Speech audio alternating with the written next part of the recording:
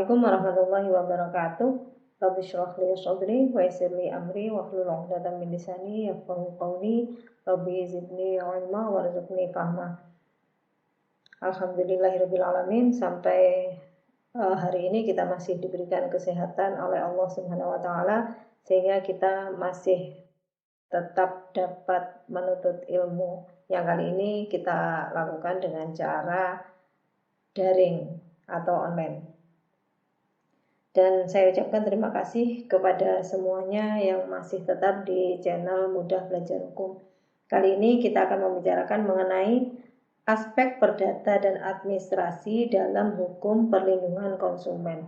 Di video yang lalu telah kita bahas mengenai aspek pidana dalam hukum perlindungan konsumen. Di aspek hukum pidana itu pada intinya adalah bahwa pelaku usaha atau konsumen itu melakukan penyesatan atau yang dalam hukum pidana itu kita kenal penipuan. Pelaku usaha melakukan penyesatan, melakukan ketidakjujuran, kemudian serangkaian kebohongan sebagaimana yang dimaksud pasal 378, yaitu dengan menggunakan nama palsu atau martabat palsu, melakukan tipu muslihat, serangkaian kebohongan dan lain sebagainya agar seseorang itu menyerahkan sesuatu kepada dia. Jadi di aspek pidananya seperti itu. Jadi pelaku usaha tidak memberikan informasi yang jujur, kemudian berbuat curang, tidak sesuai dengan label atau etiket yang telah dia berikan atau dia sertakan di kemasan produk, kemudian tidak sesuai dengan janji yang dia berikan, dan lain sebagainya. Kemudian sekarang kita akan membahas mengenai aspek perdata dan administrasi. Sebagaimana kita tahu, kalau di aspek pidana tadi itu ditujukan untuk memberikan efek jera kepada pelaku. Jadi biasanya dikenakan hukuman fisik. Begitu. Nah, hukuman fisik ini salah satunya adalah penjara atau kurungan, begitu ya. Tetapi tidak menutup kemungkinan juga ada hukuman denda. Kemudian untuk aspek perdata ini ditujukan untuk mengembalikan kerugian yang telah dialami oleh konsumen. Kemudian aspek hukum administrasinya adalah yang berhubungan dengan aspek-aspek administrasi, begitu ya, seperti contohnya perizinan itu yang dilakukan oleh pelaku usaha yang notabene adalah korporasi atau perusahaan. Yang pertama adalah aspek hukum perdata. Pada dasarnya hubungan antara pelaku usaha dan konsumen itu adalah hubungan jual beli. Yang hubungan jual beli ini sebenarnya di situ seakan-akan terdapat perjanjian antara pelaku usaha dan konsumen, meskipun seringkali tidak dilakukan secara tertulis kecuali untuk jual beli barang-barang tertentu, misalkan rumah, mobil dan lain sebagainya. Tetapi untuk barang-barang yang istilahnya yang common itu tidak dilakukan secara tertulis. Kemudian ada pasal 1320 ini mengenai syarat sah perjanjian. Nah, syarat sah perjanjian ini berlaku di mana saja ya? Berlaku di mana saja dan termasuk di dalam jual beli antara pelaku usaha dan konsumen. Syarat sah jual beli ini syarat sah perjanjian ini ada 4. Yang pertama yaitu kesepakatan. Dalam hal ini adalah kesepakatan antara pelaku usaha dan konsumen. Misalkan saya sepakat untuk membeli sepatu yang dijual oleh sebuah toko dengan harga 200.000. Nah, itu berarti ketika kesepakatan itu terjadi, pelaku usaha harus menyerahkan sepatu itu kepada saya dan saya harus memberikan nilai tukar atau harus membayar senilai Rp200.000. Syarat yang kedua adalah cakap. Jadi pelaku usaha dan konsumen itu cakap. Cakap yang dimaksudkan di sini adalah sudah cukup usia dan dia sehat akal pikirannya, begitu ya. Jadi kalau misalkan orang gila membeli rumah, nah itu bisa dipertanyakan apakah itu sah atau tidak jual belinya. Atau seorang anak di bawah usia kemudian dia menjual sepeda motor orang tuanya misalkan, apakah itu sah? Nah, kemudian yang ketiga itu adalah mengenai objek tertentu. Jadi kalau ada perjanjian itu objeknya harus tertentu. Misalkan begini, ini tidak boleh ya, tidak boleh dilakukan. Saya akan membeli barang kamu, kemudian saya membayar sejumlah 1 juta. Nah ini objek yang dijual ini kan tidak ada. Nah perjanjian seperti ini tidak sah. Kemudian kausa yang halal. Jadi yang diperjualbelikan itu adalah objek yang tidak bertentangan dengan undang-undang, tidak melanggar kesusilaan, dan tidak melanggar ketertiban umum. Nah, untuk syarat yang pertama dan yang kedua ini dapat dibatalkan. Artinya apabila tidak ada pihak yang membatalkan, maka perjanjian ini bisa dianggap sah. Seperti tadi jual beli yang dilakukan oleh anak di bawah usia. Misalkan anak itu masih berusia 10 tahun, kemudian menjual sepeda motor ayahnya, seperti yang saya contohkan tadi, kemudian ayahnya diam saja. Ini seakan-akan ayahnya menyetujui jual beli yang dilakukan oleh anaknya itu. Dan perjanjian ini kemudian menjadi sah. Kemudian syarat yang ketiga dan yang keempat ini adalah syarat objektif. Syarat objektif ini misalkan tidak dipenuhi, maka perjanjian tersebut dianggap tidak sah atau batal demi hukum. Artinya perjanjian ini dianggap tidak pernah ada. Kemudian pasal 1338 ini mengenai asas-asas perjanjian. Di dalam pasal 1338 tersebut itu ada yang namanya asas kebebasan berkontrak. Asas kebebasan berkontrak ini mengandung makna bahwa kita bisa melakukan perjanjian kepada siapa saja, kita bisa menentukan isi perjanjian tersebut. Kemudian ada asas itikat baik bahwa sebuah perjanjian itu dilakukan dengan dasar itikat yang baik. Jadi misalkan ini contoh yang itikat tidak baik ya. Misalkan saya pesan kepada pelaku usaha sejumlah barang. Misalkan saya pesan sepatu 1 truk begitu ya. Nah, saya bayar separuhnya, kemudian dalam hati saya berniat untuk tidak membayar kekurangan saya. Nah, ini berarti tidak didasari atas itikat baik. Kemudian ada asas namanya Pacta Sunt Servanda. Maksud dari asas Pacta Sunt Servanda ini bahwa perjanjian yang telah dibuat oleh para pihak ini berlaku sebagai undang-undang bagi para pembuatnya. Nah, ini dasar dalam hukum perdata. Semua dasar dalam hukum perdata ini bisa digunakan sebagai dasar dalam hubungan antara pelaku usaha dan konsumen dalam hukum perlindungan konsumen. Nah, kemudian untuk yang kerugian itu dasarnya adalah ini. Dasarnya adalah di pasal 1365 KUH Perdata. Bunyinya begini.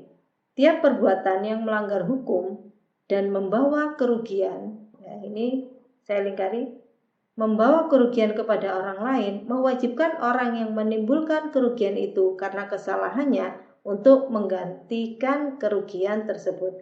Nah, ini bisa dikatakan sebagai pasal sapu jagat ya. Jadi sering dikatakan ini adalah pasal sapu jagat. Pokoknya siapa saja yang merugikan orang lain, maka orang itu wajib mengganti untuk kerugiannya. Nah, ini termasuk kerugian material dan kerugian imaterial, tapi kita tidak akan membicarakan kerugian yang imaterialnya karena agak rumit ya. Yang kita sebut biasanya perbuatan melawan hukum PMH. Di dalam Undang-Undang Perlindungan Konsumen, bunyi atau makna yang serupa itu ada di pasal 19 ayat 1. Pelaku usaha bertanggung jawab memberikan ganti rugi atas kerusakan, pencemaran, dan atau kerugian konsumen akibat mengkonsumsi barang dan atau jasa yang dihasilkan atau diperdagangkan. Nah, ini hampir sama dengan pasal, bukan hampir sama tetapi sama persis, tetapi ini dalam konteks antara pelaku usaha dan konsumen. Jadi misalkan saya membeli sepatu begitu ya, kemudian baru 1 hari atau 2 hari saya pakai, ternyata sepatu itu sudah rusak, sudah mengelupas solnya atau kerugian yang lain. Nah, itu saya bisa mengembalikan kepada pelaku usaha karena saya mengalami kerugian, gitu. Atau saya membeli handphone. Saya pernah ini pengalaman pribadi saya. Saya membeli handphone satu merek dulu ya, mereknya saya lupa. Waktu itu diganti Evercross kalau nggak salah itu. Nah itu kameranya rusak. Nah ketika saya bawa ke pusat servisnya, service centernya, itu kita bawa ke sana, ternyata dia tidak punya serep untuk mengganti kameranya itu. Dan itu lama sekali. Sampai pada akhirnya saya ambil karena tidak ada. Katanya masih menunggu. Jadi masih diorder dulu dari sana, gitu, dari negara mana saya nggak tahu gitu. Nah itu masih diorder Bu, gitu. Karena saya butuh, saya ambil dulu. Saya tunggu-tunggu, mereka nggak pernah telepon lagi gitu. Ya sudah. Akhirnya saya pakai tanpa kamera. Gitu. Nah itu seharusnya saya bisa meminta ganti rugi ya. Tetapi sebagian orang ya seperti saya ini agak malas untuk berhubungan dengan hukum seperti itu ya. Kadang-kadang kita rugi sendiri, rugi waktu, rugi tenaga, biaya juga gitu untuk mempertahankan hal yang kecil atau objek yang kecil. Kemudian ada pasal 19 ayat 2. Ganti rugi sebagaimana dimaksud pada ayat 1. Pada ayat 1 tadi ya, dapat berupa pengembalian uang atau penggantian barang. Nah, saya contohkan yang handphone tadi, seharusnya saya bisa meminta penggantian barang karena tadi itu masih dalam masa garansi yang 1 tahun. Jadi sebenarnya saya minta ganti nih. Bisa minta penggantian barang ya. Atau pengembalian uang, misalkan harganya 1 juta, saya minta balik itu. Sudah ini barangnya saya kembalikan, saya minta uang saya kembali begitu. Itu bisa. Yang sejenis atau setara nilainya atau perawatan kesehatan dan atau ini kalau kesehatan ya. Perawatan kesehatan dan atau memberikan santunan yang sesuai dengan ketentuan peraturan perundang-undangan yang berlaku. Nah, ini konsumen juga harus berhati-hati. Ini ada beberapa kosmetik yang dia itu tidak memperhatikan rambu-rambu yang diberikan oleh dunia kesehatan gitu ya. Misalkan dilarang menggunakan hidrokinon atau merkuri. Nah ini banyak diminati oleh wanita biasanya untuk memutihkan atau mencerahkan kulit wajah. Akhirnya apa? Perusahaan kosmetik itu menggunakan itu karena menjanjikan pasarnya. Padahal itu berbahaya, bisa menimbulkan kanker. Nah, misalkan setelah memakai barang itu kemudian wajahnya malah menjadi rusak. Nah, ini konsumen bisa meminta pertanggungjawaban atau ganti rugi kepada pelaku usaha. Nah, ganti ruginya ini bisa berupa ini, perawatan kesehatan. Misalkan pemakainya tadi minta wajahnya dikembalikan seperti semula, menjadi sehat lagi. Atau pemberian santunan yang sesuai dengan ketentuan peraturan perundang-undangan. Nah ini contoh. Jadi ini contoh pasal 20, pelaku usaha periklanan bertanggung jawab atas iklan yang diproduksi dan segala akibat yang ditimbulkan oleh iklan tersebut. Nah ini hati-hati untuk pelaku usaha periklanan. Ini juga ada di pasal 13 ayat 2 bahwa pelaku usaha periklanan dilarang, nah itu dilarang membuat iklan ya yang menyesatkan atau mengelabui konsumen. Jadi hati-hati untuk pelaku usaha periklanan, jangan sampai mendapatkan order atau menerima order dari pelaku usaha yang mengelabui konsumen. Ini contohnya. Jadi ini ada contohnya tahun 2010 perusahaan obat Bayer harus membayar denda yang sangat besar karena iklan ini One a Day. One a Day ini menjanjikan bahwa bisa mencegah kanker prostat. Tetapi justru dengan ini ya, mencegah kanker prostat dengan selenium. Tetapi justru selenium itu tidak mampu mencegah kanker prostat, bahkan meningkatkan risiko terkena diabetes.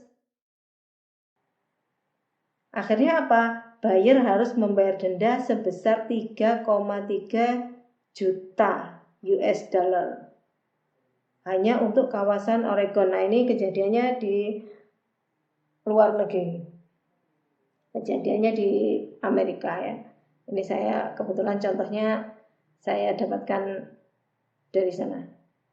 Nah, kemudian ini juga ada Johnson, ini bisa dilihat di sini linknya ya. Johnson ini diketahui ternyata ini kasusnya juga berjalan lama. Johnson ini diketahui di dalam bedak bayi itu terdapat zat karsinogen.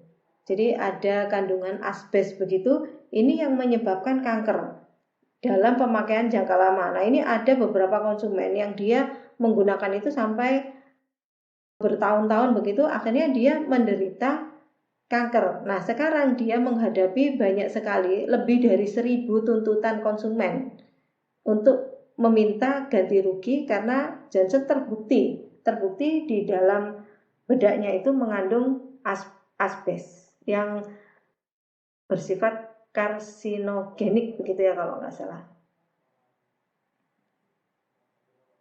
Pasal 25, pelaku usaha yang memproduksi barang yang pemanfaatnya berkelanjutan dalam batas waktu sekurang-kurangnya 1 tahun wajib menyediakan suku cadang dan atau fasilitas purna jual dan wajib memenuhi jaminan atau garansi sesuai dengan yang diperjanjikan. Nah, apabila ini tidak dipenuhi, maka konsumen berhak untuk meminta ganti rugi.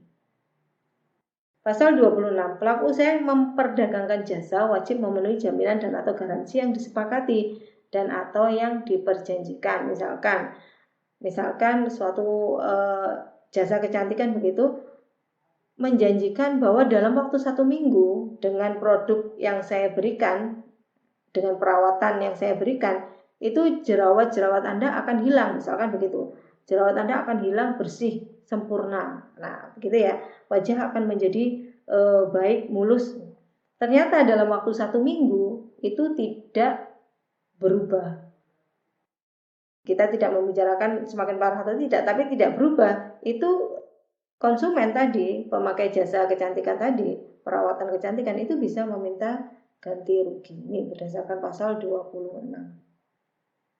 Nah, jadi pada intinya untuk aspek perdatanya, maka konsumen bisa meminta ganti kerugian apabila bisa dibuktikan bahwa itu adalah, kalau itu adalah dilakukan oleh konsumen ya. Jadi sebagaimana yang disebutkan dalam pasal 19 ayat 1 Undang-Undang Perlindungan Konsumen atau pasal 1365 KUH Perdata, bahwa barang siapa yang merugikan orang lain maka dia harus mengganti untuk kerugian itu. Kemudian aspek hukum administrasi. Jadi tadi ada di pasal 19 ayat 1, 19 ayat 2, pasal 25 dan pasal 20 itu bisa selain sanksi perdata tadi bisa dikenakan sanksi administrasi, ini ada di pasal 60. Sanksi administrasi berupa penetapan ganti rugi paling banyak 200 juta rupiah. Sebenarnya sanksi administratif ini bisa bermacam-macam ya. Yang pertama, yang paling ringan adalah peringatan tertulis. Kemudian ada namanya bestur duang atau paksaan pemerintahan. Paksaan pemerintahan ini bisa berupa pembekuan kegiatan usaha atau pembatasan kegiatan usaha. Yang paling berat adalah pencabutan izin usaha ya. Pencabutan izin usaha itu sanksi administratif. Tapi bisa juga ganti rugi. Ganti rugi ini dalam hukum ini beda sedikit ya. Saya tidak mengatakan sama, beda sedikit dengan namanya duangsom atau uang paksa. Kalau dalam sanksi administratif itu istilahnya adalah duangsom. Ini sebanyak 200 juta rupiah. Tata cara penetapan sanksi administratif sebagaimana dimaksud pada ayat 1 diatur lebih lanjut dalam peraturan perundang-undangan.